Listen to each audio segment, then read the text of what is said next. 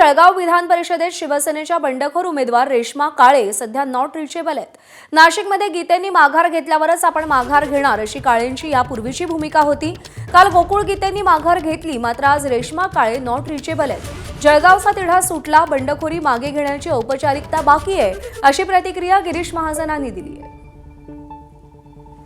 विधान परिषदेची निवडणूक झाल्यानंतर जळगावच्या रेश्मा काळे या संपूर्ण राज्यभरामध्ये चर्चेत आल्याचं आपल्याला पाहायला मिळालेलं होतं। कारण त्यांनी महायुतीचे अधिकृत उमेदवार नंदकिशोर महाजन यांच्या विरोधामध्ये बंड पुकारलेलं होतं आणि त्यानंतर त्या अर्ज माघारी घेतील असं देखील सांगण्यात येत होतं। मात्र शेवटपर्यंत त्यांनी आपला उमेदवारी अर्ज माघारी घेतला नाही। नाशिकची उमेदवारी जर उमेदवाराने माघार घेतली तर आपण आपल्या माघारीचा विचार करू, अशी त्यांची सुरुवातीपासूनची भूमिका होती। मात्र काल नाशिकच्या गोकुळ गीते यांनी आपली माघारी जाहीर केलेली आहे, अधिकृत उमेदवाराला पाठिंबा दिलेला आहे आणि त्यानंतर खरं तर रेश्मा काळे या आता माघार घेतील किंवा अधिकृत उमेदवाराला पाठिंबा देतील असं सांगितलं जात असताना रेश्मा काळे यांनी मात्र आपली निवडणूक लढण्याची इच्छा आहे, कार्यकर्त्यांची देखील इच्छा आहे आणि आपल्याला चांगला प्रतिसाद मिळत आहे।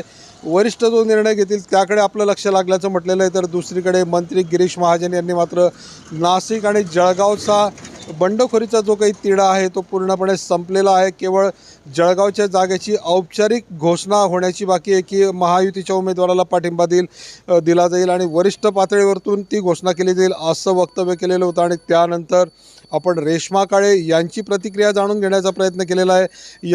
आपण त्यांच्या जळगाव शहरातल्या रणछोडनगर परिसरातल्या निवासस्थानाच्या बाहेर आहोत। या ठिकाणी आपण त्यांच्याशी संपर्क केलेला आहे। त्यांचा फोन सकाळपासून बंद येतो आहे। त्यांचे पती कुंदन काळे यांचा देखील फोन बंद येतो आहे, त्या नॉट रिचेबल आहेत आणि खरं तर त्यामुळे आता त्यांची भूमिका काय असणार आहे याकडे सगळ्यांचं लक्ष लागल्याचं आपल्याला पाहायला मिळतं आहे। चंद्रशेखर नेवे, ABP माझा, जळगाव।